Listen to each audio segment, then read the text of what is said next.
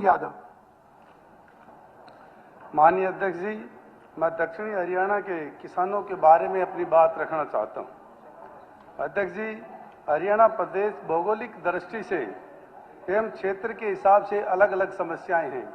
कहीं जल भराव की समस्या है तो कहीं सूखे की समस्या है, और इनके साथ साथ फसल भी अलग अलग है। कहीं धान की खेती होती है, कहीं गन्ने की, और दक्षिणी हरियाणा के अंदर चना, सरसों, गेहूं, ग्वार, मोठ की खेती होती है। माननीय अध्यक्ष जी, दक्षिणी हरियाणा की जमीन बहुत ही रेतीली और बालू होने के कारण भूमि का जल स्तर काफी गहराई पर है। इस कारण से यहाँ के किसानों की आर्थिक स्थिति बहुत ही दयनीय, कमजोर है। उनकी समस्या को अन्य क्षेत्रों से अलग है। अध्यक्ष जी, किसानों की आमदनी लगभग 20 से 25,000 प्रति एकड़ फसल की होती है तथा इस क्षेत्र में कोई उद्योग धंधे भी नहीं है। इसलिए इस क्षेत्र में किसानों के लिए विशेष योजनाएं बनाने के लिए सरकार को विचार करना चाहिए। माननीय अध्यक्ष जी, मैं कृषि यंत्र एवं कृषि संसाधनों की आवश्यकता पर सदन का ध्यान दिलाना चाहता हूं।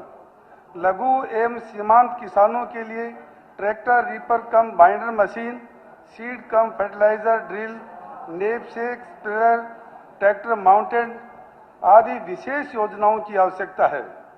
अध्यक्ष जी, कुछ अन्य उपकरणों के लिए चौधरी चरण सिंह कृषि विश्वविद्यालय हिसार व क्षेत्रीय अनुसंधान बावल के वैज्ञानिकों से विचार विमर्श करके किसानों की आवश्यकता के अनुसार कृषि यंत्रों को शामिल किया जाना चाहिए, और इन कृषि यंत्रों के ऊपर सरकार को विशेष अनुदान देने चाहिए।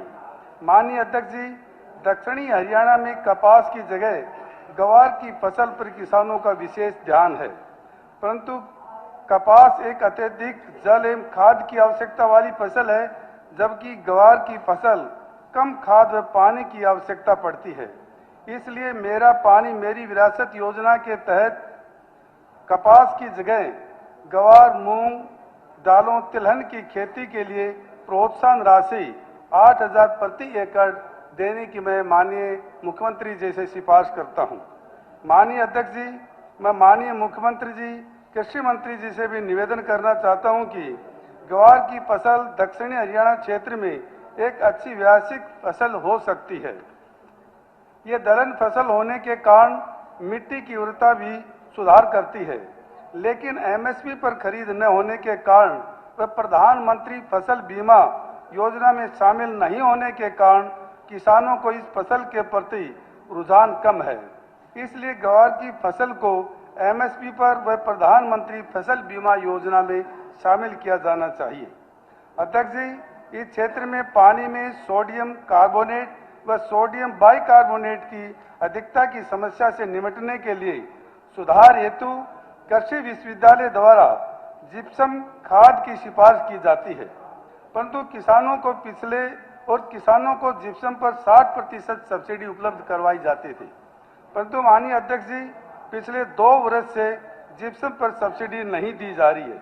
इसलिए किसान बिना सब्सिडी के जिप्सम खरीदने में सक्षम नहीं है, और इस क्षेत्र के अंदर दक्षिणी हरियाणा में माननीय अध्यक्ष जी, सरसों रबी की मुख्य फसल है और करीब 1,14,000 हेक्टेयर सरसों की बिजाई की जाती है, और इस फसल में भी जिप्सम सल्फर का काम करती है।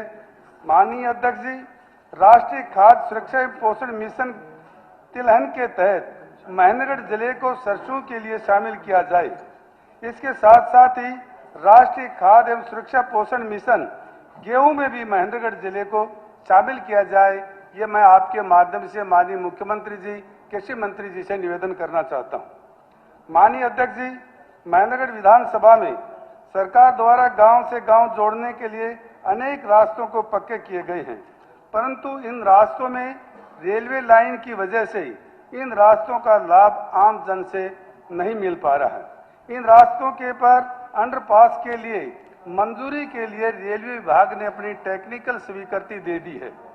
मैं इस तरह से ये गांवों की समस्या है।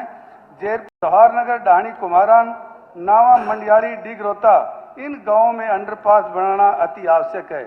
माननीय अध्यक्ष जी, मैं आपके माध्यम से माननीय मुख्यमंत्री जी, पीडब्ल्यूडी मिनिस्टर से निवेदन है कि इनको एचआरडीएफ या बजट से ये अंडरपास बनाया जाए। माननीय अध्यक्ष जी, मैं एक सेकंड, माननीय अध्यक्ष जी, एक विशेष मेरी एक आपसे के माध्यम से, माननीय अध्यक्ष जी, एक सिंचाई, माननीय अध्यक्ष जी, लिख के दे दें।